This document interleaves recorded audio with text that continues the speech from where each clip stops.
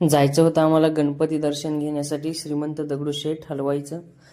इस्त्री केली, कपडे घातली आणि सेंट वगैरे मारला. सेंट मारून झाल्यानंतर पुढं जायला लागलो पुढच्या प्रवासासाठी. पुढचा प्रवास करताना सुशांत भाऊ बोलला, बाद झालं तुझं, आता मी मोबाईल पकडणार. गॉगल वगैरे लावून लागलो की मी बी नाटकं करायला. नंतर पुढं गेलो, दिसला की ऊसाचा ट्रॅक्टर. देवा भावाला बोललो की भाई ऊस आपल्याला खायचाच, कारण आपण गावाकडली माणसे, आपण गावाकडं असताना खूप ऊस खाल्लाय आणि पुण्यामध्ये आलोय तरी आपण ऊस खाणार, लाजणार नाहीच. विषय हार्ड. तिथून मग सुशांत भाऊ बोलला, मला काय ऊस खायचा नाही कारण माझा मेकअप खराब होईल. एवढा मेकअप केला आणि ऊस खाऊन खराब करू काय, मी ऊसाचा रस पितो बोलला. मग त्याला ऊसाचा रस प्यायला घेऊन गेलो.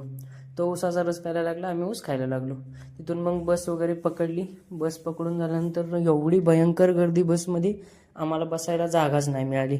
तर मग आम्ही उभं राहूनच पूर्ण प्रवास केला. प्रवास करत असताना कंटाळा तर असला भयंकर आला, सांगूच शकत नाही तुम्हाला, कारण उभं राहून एवढं खतरनाक बेकार फील होतं ना, सांगू शकत नाही. तिथून उतरलो आणि उतरून मग चालायला लागलो आपल्या शनिवारवाड्या साईडला. हा शनिवारवाडा हे भरपूर जुन्या काळातला शनिवारवाडा आणि त्याच्या शेजारचं हे गणपतीचं मंदिर. काल गणेश उत्सव असल्यामुळं भरपूर ठिकाणी पुण्यामध्ये गणेश जयंती सेलिब्रेट चालू होती. त्यानंतर तिथून पुढे गेलो दगडूशेठ हलवाई गणपतीच्या मंदिराकडे जात असताना गर्दी भयंकर होती, पण हे दृश्य बघून अतिशय आनंद झाला, कारण सर्व मंदिर फुलांनी सजवलेलं होतं. आणि तुम्ही जर गणपतीला गेला नसाल तर इथूनच दर्शन घ्या, कारण मी तुमच्यासाठी व्हिडिओ काढतोय आणि तुम्हाला पाठवतोय. तर तिथून मग दर्शन वगैरे घेतलं तर बाहेरूनच, कारण गर्दी भयंकर होती, आतमध्ये जायला चान्सच नव्हता. लाईन खूप मोठी लागलेली, त्याच्यामुळे आम्ही काय आतमध्ये गेलोच नाही.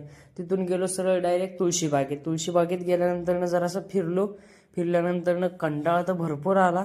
तिथून आलो डायरेक्ट रूमवर, कपडे वगैरे चेंज केली आणि रिलॅक्स केलं. व्हिडिओ आवडल्यास लाईक करा, फॉलो करा आणि पेजला नवीन असाल तर सबस्क्राईब करा.